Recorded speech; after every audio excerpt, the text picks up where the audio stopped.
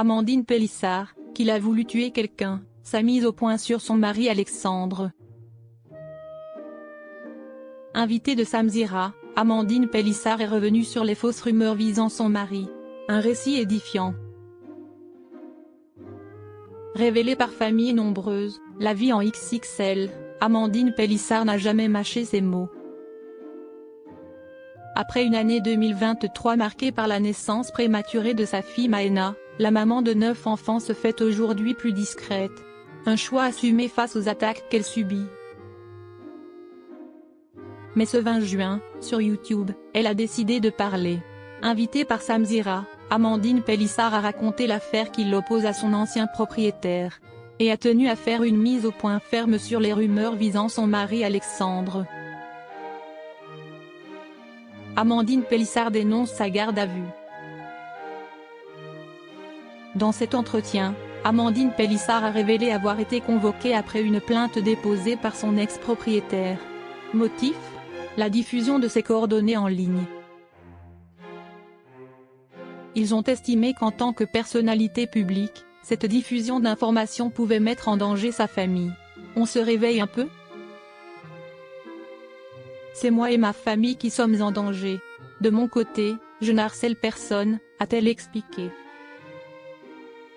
Placée en garde à vue, menottée, audition filmée. Elle dénonce un traitement disproportionné.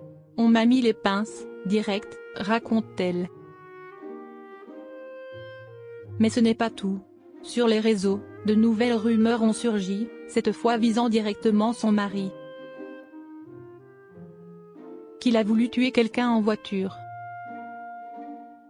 Très remontée, Amandine a tenu à rétablir la vérité. Tous les jours, c'est une nouvelle ineptie qui sort. La dernière en date, c'est que mon mari est un criminel, genre. Qu'il a voulu tuer quelqu'un en voiture et que c'est pour ça qu'il n'a plus de permis. Mais on va où? Mon mari a perdu son permis en 2008 parce qu'il n'avait plus de points. C'est pas compliqué à prouver. Elle dénonce l'ampleur des rumeurs et faux documents circulant sur leur compte. T'as affaire à quelqu'un qui est au-dessus de tout ça, qui produit des documents falsifiés, des mails falsifiés, usurpe l'identité des services publics. Qui n'a pas hésité à donner un document de la CAF falsifié à un tribunal. C'est hyper grave. Le harcèlement touche aussi leur sphère privée, il y en a une qui nous harcèle sur notre numéro de téléphone privé.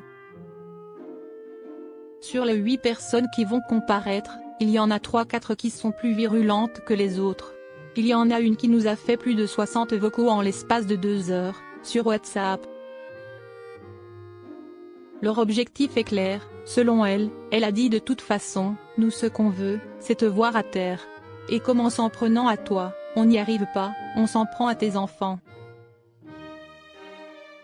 C'est le seul moyen de t'atteindre.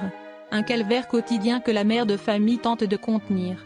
On essaye de bloquer, mais ils se reproduisent comme des consanguins sur Internet, lâche-t-elle.